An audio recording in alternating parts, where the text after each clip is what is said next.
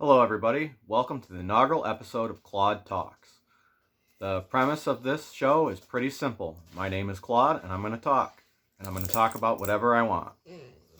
So, today is Friday, August 4th. I had to check my watch. And today, there's a brand new Teenage Mutant Ninja Turtle movie in the theaters. It's called Teenage Mutant Ninja Turtles and Mutant Mayhem. And I've been a fan of the Ninja Turtle franchise ever since I was a child. And I've enjoyed many of the iterations of it. And one of the things that I've also enjoyed was collecting toys. I had an awful lot of toys when I was little, and I bought some of the figures when I was older. But I've thought an awful lot about action figures over the years. And the reason they're on my mind right now is because the new movie, there were new action figures that came out. And I went and I looked at them in the store, and quite frankly, I wasn't all that impressed. However, I was aware that the last few iterations of the Teenage Mutant Ninja Turtles really haven't appealed to me. They've been more for different generations of kids that are new into the franchise, and there's stuff that exists out there for us older fans, such as the first volume of the comic book series, Teenage Mutant Ninja Turtles: The Last Ronin, which really appealed to a lot of older fans. But I wanted to talk to you about action figures today. So this is an action figure that I have on a shelf in my room. This is Donatello from the Teenage Mutant Ninja Turtle movies from the 1990s. As you can see, he's very dusty. And that's one of the things that I wanted to bring up about action figures, and some reasons why I question whether it's worth collecting them or not. And one of the things that I've prepared is a whiteboard. And one of the problems with collecting action figures is, number one, they collect dust. And as you could see with the Donatello figure. And another thing is that if you collect a figure, you can't play with it. And if you play with a figure, it loses its collectability. And thirdly, there really is no resale value on a collectible action figure unless you're selling to someone else who sees the value in it. So, over the years, I've collected some action figures. Recently, I purchased this Gandalf from Best AXN. This is Gandalf based off of the movies that came out in the early 2000s, I believe, by New Line Cinema.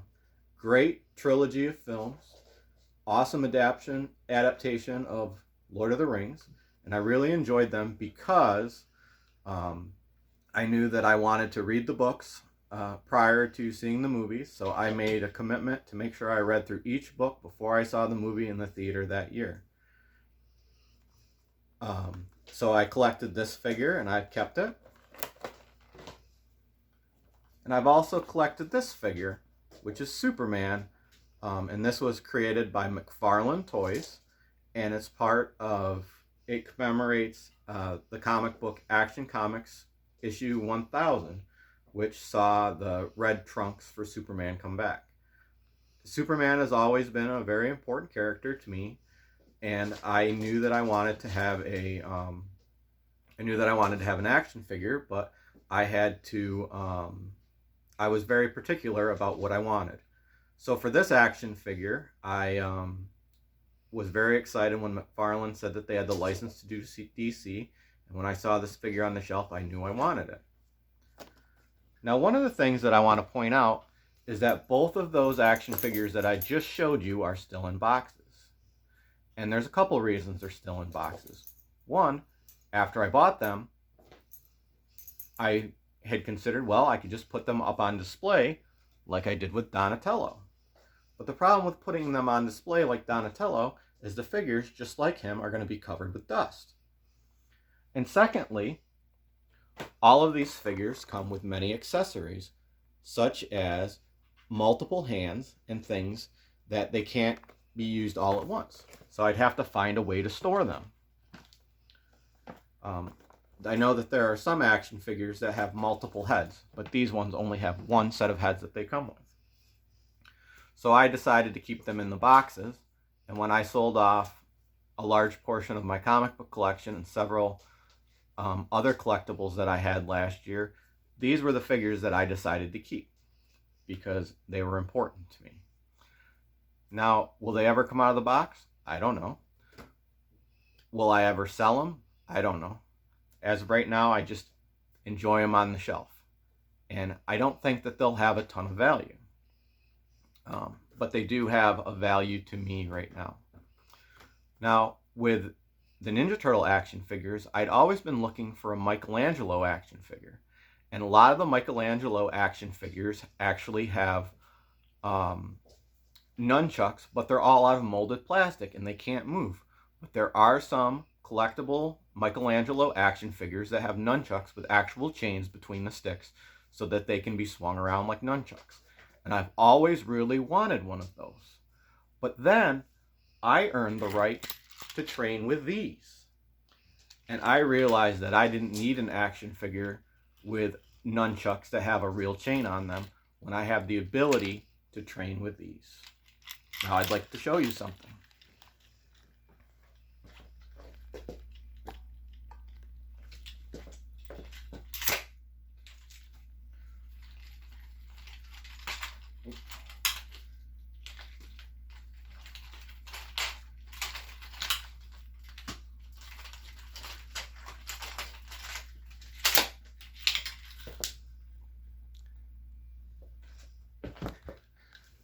Fairly new to them, so I still have a bit to go and a lot to learn.